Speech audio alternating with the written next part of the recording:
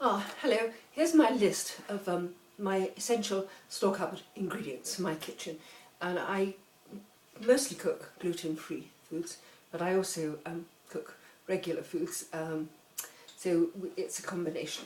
Right, starting with the basics, I have bicarbonate of soda for various things. It adds bubbles into things, and gluten-free baking powder, of course.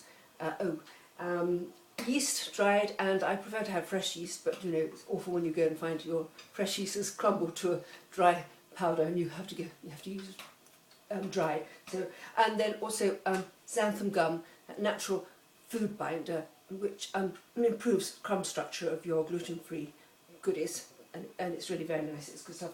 It's made by Dove's Farm and the Flour People, and you buy it from Sainsbury's, and it's pretty good stuff.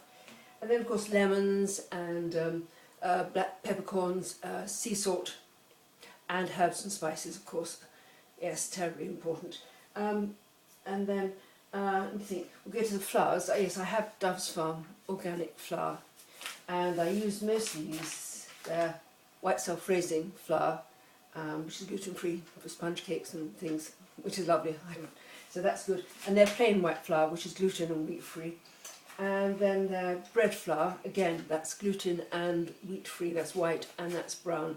And then there two of their more specialised flours, their rice flour, which is, I was using the other day when I was making my muffins for preventing them sticking to things and dusting for when they were proving, so that was good. And then buckwheat flour, which of course is not gluten-free. It does have gluten in it. I can tolerate it. You can make pancakes and griddle cakes with it, and flatbread wraps, but it's not recommended for generally for gluten-free diets, and I presume certainly not for celiac diets. But that's yes. So you can't use that, which is a shame. It has a nice flavour and it is good. So there are certain things you have to be careful of.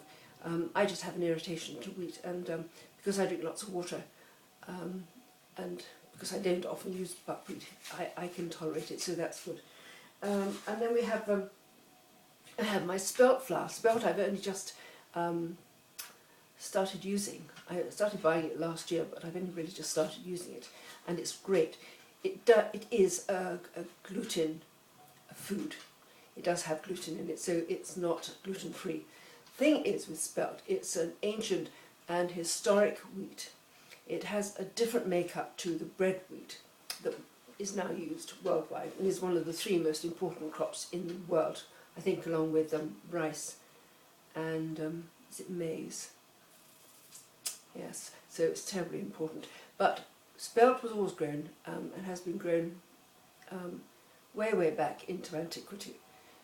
And that was right up until the 20th century, when overnight almost it was dropped in favour of bread wheat. But the thing with Spelt is it uses less fertilising material when growing. So of course it's liked by the organic farming community, and who've made it popular, and also with the health food industry, they also like it. So it's very good.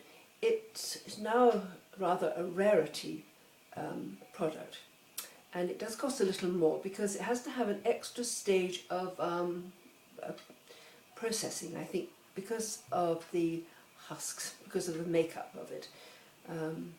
So yes, it is a little bit more expensive, but it's very nice. I've been now eating Spelt flour, I suppose, for the last 2 or 3 weeks, and I've had very little side effect from it, which is very lucky for me. I think it's just an irritation that I have. I don't have a great problem with it. So I found it very nice, and it means we can both eat it, so that's nice. So I can make these crumpets and muffins. Actually, the muffins were made entirely out of Spelt flour. I think the crumpets weren't, but no, they weren't. But the muffins certainly were, and I was able to eat those. And they were wonderful when thawed from frozen. I mean, I just popped them into the toaster, and they were really nice. So yes, Spelt is wonderful. If you can tolerate it, it's absolutely great. It's very nice. So I got it's Dove's Farm organic whole grain Spelt flour. It's very good for, obviously, breads, and you can use it for cookies as well. And there's lots of recipes on the back of their packets. And also they have a white, I think I've got it here. They have a white Spelt flour, and that's very nice too. So that's good. And then Yes, I found another spelt flour the other day in my favourite shop at Deddington, the Foodies tea shop, right in the middle of the square. And they do Wessex Mill, wholemeal spelt bread flour. And that's really nice. I like that very much. And they do a lot of their flours there from Wessex Mill, all sorts of flours. So very good source, jolly nice flour. So that's mostly my flours. Oh, one more flour, which is not gluten free. I bought this because I want to make sourdough starter, and this is Allinson strong white bread flour, and that's very nice. Actually, I think I used that for my crumpets the other day, so that was good. So yes, I like that. So see, I do have both, and of course I have general flours, you know, McDonald's, self-raising and plain and what have you, and various other things. And then, of course, the other thing that I couldn't be without is corn flour, which, of course, is entirely gluten-free, and that's wonderful for sauces and for thickening, and goes into shortbread, of course, and it's great. So, corn flour, wonderful. And then the other very important product is that also Doves Farm is their organic pasta, which is gluten-free, and that's great. Very good product. So I like that. And then the other thing that I discovered, well, I knew about it, but I hadn't used it, and that was polenta, which is pre-cooked maize meal. And this is a grain form, loose grain form, and you can cook that up, sort of like a porridge, that sort of consistency. And you can eat it as a vegetable instead of potatoes. And the grain you can use to coat, say, well, anything, but certainly chicken fillets, if you dip them in egg and breadcrumbs. You can use polenta instead of the breadcrumbs, and I would also use corn flour, so that's very good. So this is an Italian product, which I bought from Waitrose. Yes, Waitrose, so that's good.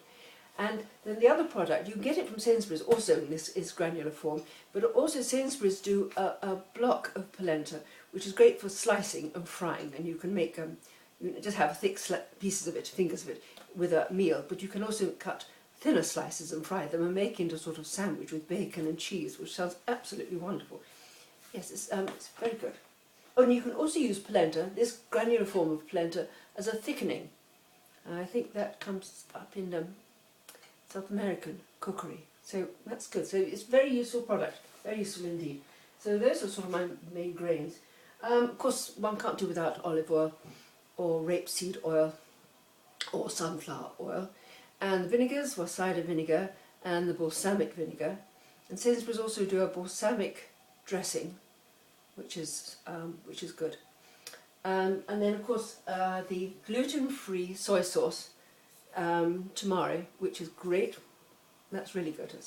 So good for flavouring. So that's what you need. One other thing, which isn't gluten-free because it has barley in it. It's this mushroom ketchup by George Watkins, which I absolutely love.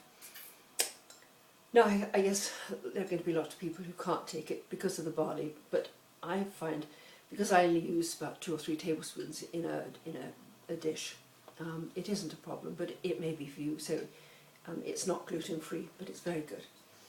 And then I think that's, oh yes, and then the other big problem for me, which I have to have in my kitchen, my fridge, is lactose-free milk. And actually, I think I've read somewhere that if you have a problem with gluten at any level, you are more likely to have a problem with the lactose, which is the sugar in the milk, than otherwise. So it's just one of those things.